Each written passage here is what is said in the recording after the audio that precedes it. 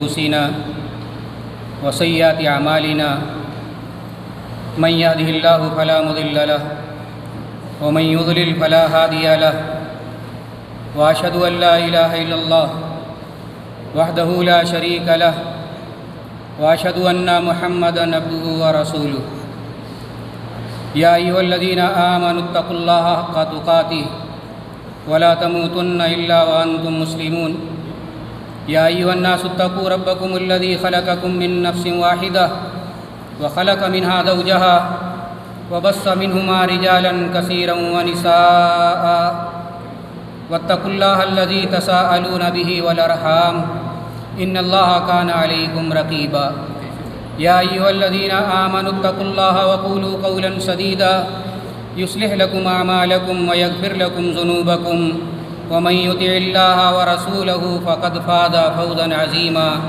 أما بعد فإن أصدق الحديث كتاب الله وأحسن الهدي هدي محمد صلى الله عليه وسلم وشر الأمور محدثاتها وكل محدثة بدعة وكل بدعة ضلالة وكل ضلالة في النار. أعوذ بالله السميع العليم من الشيطان الرجيم. بسم الله الرحمن الرحيم. ومن أحسن قولا ممن دعا إلى الله وعمل صالحا وقال إنني من المسلمين. ولا تستوي الحسنة ولا السيئة ادفع بالتي هي أحسن فإذا الذي بينك وبينه عداوة كأنه ولي حميم. صدر اجلاس، حاضرین مجلس، اللہ رب العالمین نے جتنے بھی انبیاء کرام کو مبعوث فرمایا دنیا کی ہدایت اور رہنمائی کے لیے، جتنے بھی اپنے برگزیدہ بندوں کو اس دنیا میں بھیجا، وہ سب کے سب اپنے زمانے کے، اپنے دور کے، اپنے سماج اور معاشرے کے بالکل بہترین لوگ تھے، سب سے اچھے انسان تھے، سب سے زیادہ بااخلاق تھے، معاملات میں سب سے بہتر تھے، اپنے اوپر عائد ہونے والے تمام حقوق کو کما حقہ ادا کرنے والے تھے، اور اس طرح کے لوگوں کا انتخاب کر کے، انہیں منتخب کر کے اللہ رب العالمین نے نبی اور رسول بنایا، رسالت اور پیغمبری سے نوازا، اور ان پر دعوت و تبلیغ کی ذمہ داری ڈالی۔ اس سے یہ اشارہ ملتا ہے کہ انسان جب دعوت و تبلیغ کا ذمہ اٹھائے تو وہ سب سے پہلے اپنے آپ کو سدھارے۔ وہ خود نہیں سدھرے گا تو دوسروں کو کیا سدھارے گا؟ وہ سب سے پہلے خود کو ایک اچھا انسان بنانے کی کوشش کرے، وہ خود سب سے زیادہ اچھے اخلاق والا انسان ہو۔ جب وہ اچھا انسان ہوگا تبھی وہ دوسروں کو اچھا انسان بنا سکے گا۔ جب اس کے اخلاق اچھے ہوں گے تبھی وہ دوسروں کو محاسن اخلاق کی دعوت دے سکے گا۔ جب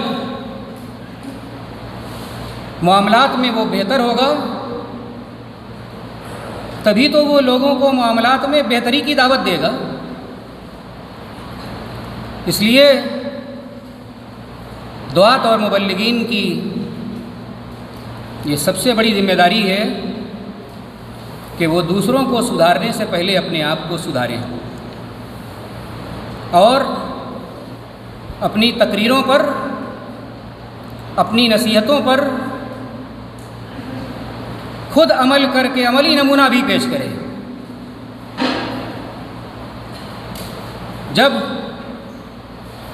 جب تک انسان کا فعل اس کے قول کے مطابق نہیں ہوگا انسان اپنے قول سے معاشرے پر کوئی اثر نہیں ڈال سکے گا.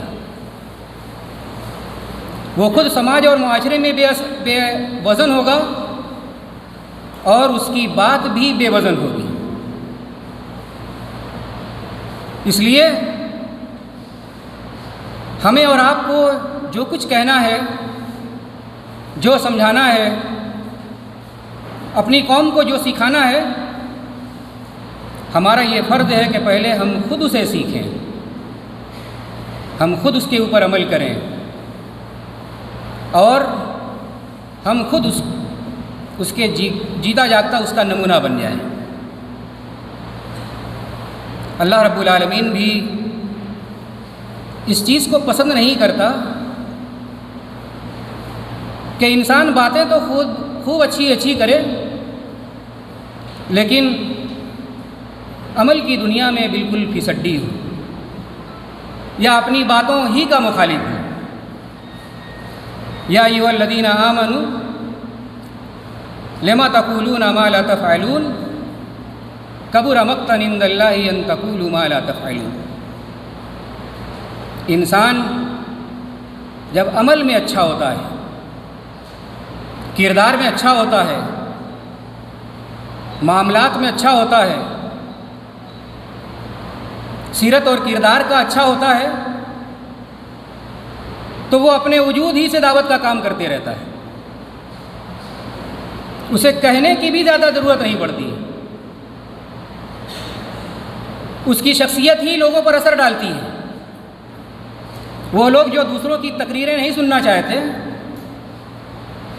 جو واعظ و نصیحتوں کی مجلسوں میں حاضری بھی دینا پسند نہیں کرتے، وہ بھی ایک عملی انسان کی شخصیت سے متاثر ہو جاتے ہیں، ان کا اثر لیتے ہیں اور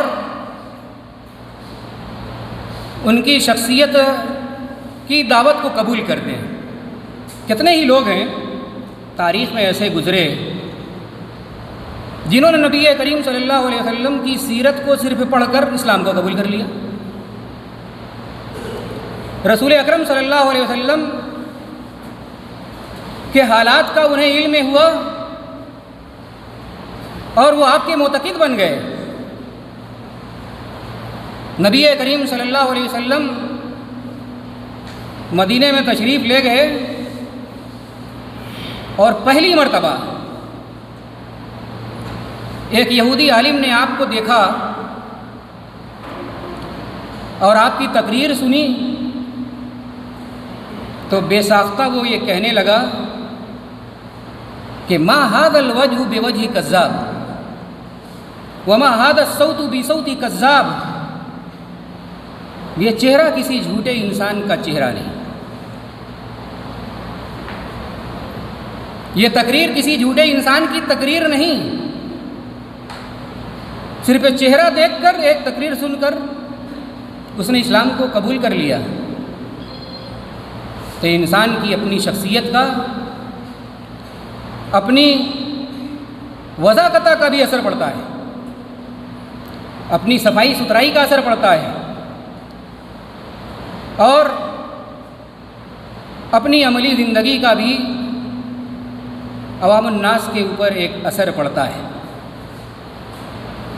انسان کا عمل، کردار، کیریکٹر صحیح نہیں ہوگا تو وہ ہمیشہ لوگوں کے مذاق کے نشانے پر رہے گا، اس کی تقریریں مذاق کا نشانہ بنیں گی.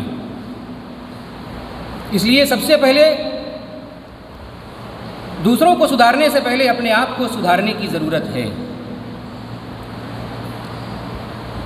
سماج اور معاشرے کی اصلاح کے لیے ہم اور آپ اپنی چرب زبانی ہی سے صرف یہ کام نہیں کر سکتے، اپنی دماغ کی تیزی ہی سے یہ کام نہیں کر سکتے. ہمارے پاس قرآن و سنت کا علم بھی ہونا چاہیے، ہمارے پاس علم کا سرمایہ بھی ہونا چاہیے. صحیح علم نہیں ہوگا تو ہم اپنے آپ کو داعی اور مبلغ سمجھیں گے، لیکن حقیقت میں سماج اور معاشرے میں ضلالت اور گمراہی پھیلائیں گے. اور اس طرح بھی ہو رہا ہے۔ انسان کے پاس قرآن اور حدیث کا علم نہیں ہے، پڑھنے سمجھنے کا جذبہ بھی نہیں ہے، مطالعے کی خواہش بھی نہیں ہے، پھر بھی دعوت اور تبلیغ کا میدان اس نے سنبھال رکھا ہے اور اپنی جہالتوں کے ذریعہ بجائے ہدایت پھیلانے کے گمراہی پھیلا دیتا ہے۔ نبی کریم صلی اللہ علیہ وسلم نے فرمایا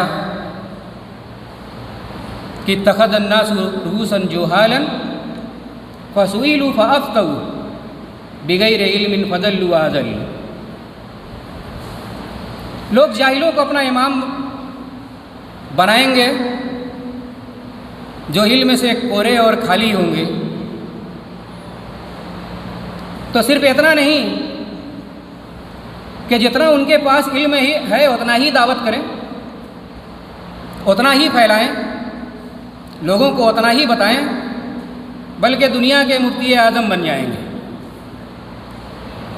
دنیا کا کوئی بھی مسئلہ ہو ہر مسئلے میں ٹانگ اڑائیں گے، دلیل نہیں ہے، لیکن اس کے باوجود اس پر لب کشائی فرمائیں گے اور جہالت اور ضلالت کو عام کریں گے۔ یہ داعیان دین کا، انبیاء کے وارثین کا طریقہ نہیں۔ قرآن کریم میں اللہ رب العالمین نے فرمایا کہ قل ھذہ سبیلی ادعو الی اللہ علی بصیرۃ انا ومن اتبعنی وسبحان اللہ وما انا من المشرکین۔ طریقہ یہ ہے کہ بصیرت کے ساتھ دعوت کا کام کیا جائے، علم کے ساتھ دعوت کا کام کیا جائے، قرآن و سنت کے دلائل کے ساتھ دعوت کا کام کیا جائے۔ جو مسئلہ ہم بیان کر رہے ہیں اس مسئلے پر ہماری پوری پکڑ ہو،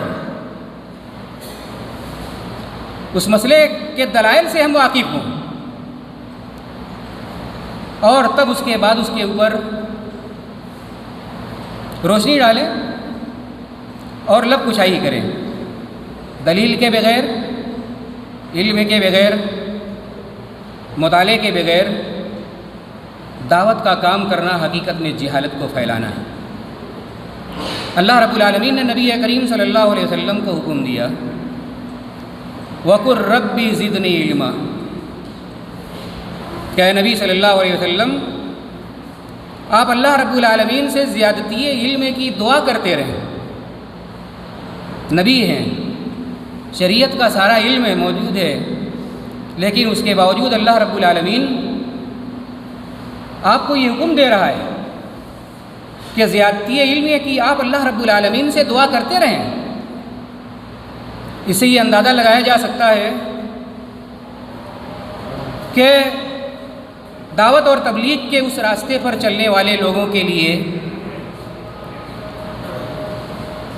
علم کی کتنی ضرورت ہے، مطالعے کی کتنی ضرورت ہے، اور اپنے علمی سرمایہ کو برابر بڑھاتے رہنے کی کتنی زیادہ ضرورت ہے۔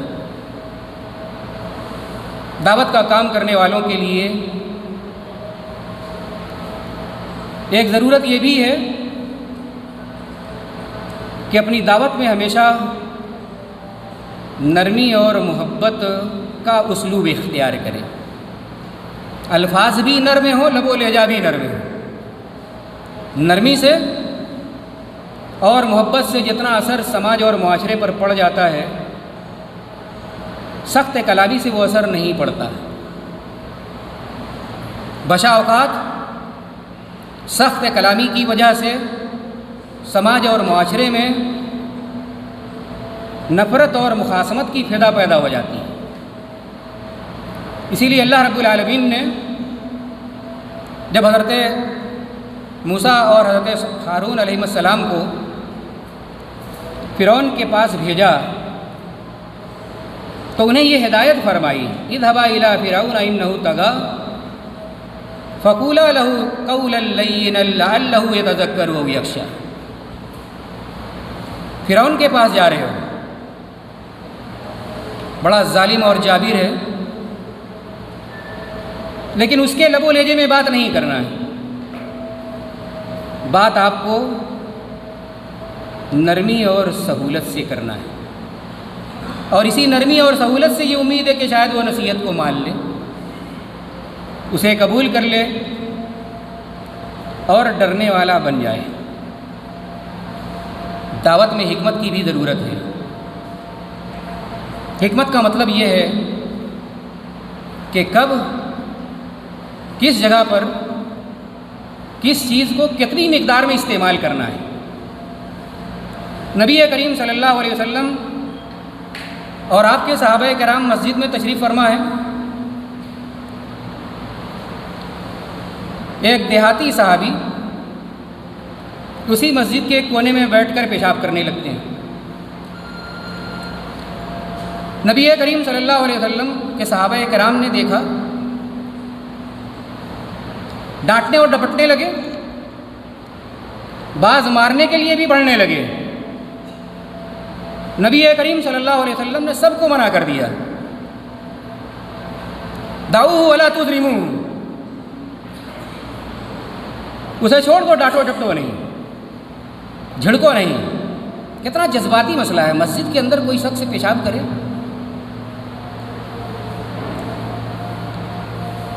منکر ہے، ظاہر اس سے منع کرنا ہے، اس سے روکنا ہے، ہاتھ سے طاقت ہو تو ہاتھ سے روک دینا ہے۔ لیکن حکمت اس کی اجازت نہیں دے رہی تھی۔ دیہاتی آدمی تھا، اس ڈانٹ ڈپٹ سے، اس مار پیٹ سے اس بات کا امکان تھا کہ وہ اسلام ہی سے پھر جاتا، مسلمانوں سے ناراض ہو جاتا، دین سے بگڑ جاتا۔ نبی کریم صلی اللہ علیہ وسلم نے ان تمام لوگوں کو منع کر دیا، ڈانٹو نہیں، جھڑکو نہیں، اسے مارنے پیٹنے کے لیے نہ جاؤ، پیشاب پوری کر لینے دو۔ پیشاب پوری کر لیا تو ایک صحابی کو نبی کریم صلی اللہ علیہ وسلم نے بلایا اور کہا کہ پانی کا ایک ڈول لاؤ اور اس کے پیشاب پر ڈال دو۔ پھر اسے بلایا اور اسے یہ کہا کہ یہ مسجد ہے، مسجد، پیشاب خانہ نہیں ہے، یہ اللہ رب العالمین کی عبادت کے لیے، ذکر کے لیے، نماز کے لیے، تلاوت قرآن کے لیے یہ جگہ بنائی گئی۔ نبی کریم صلی اللہ علیہ وسلم نے اسے، اس منکر پر نبی کریم صلی اللہ علیہ وسلم نے بھی ٹوکا، صحابہ کرام نے بھی ٹوکا تھا، لیکن دونوں کے انداز میں کتنا فرق ہے۔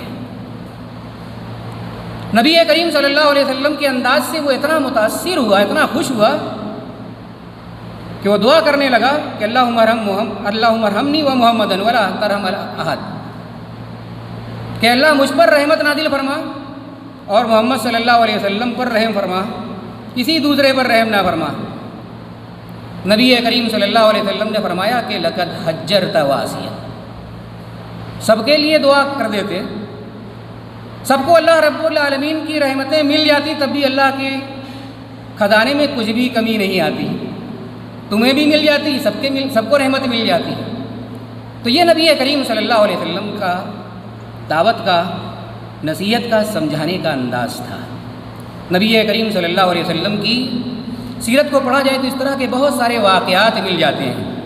دعات کو، مبلغین کو ان سے سیکھنے کی، سمجھنے کی اور اپنے کام میں اس کو برتنے کی ضرورت ہے۔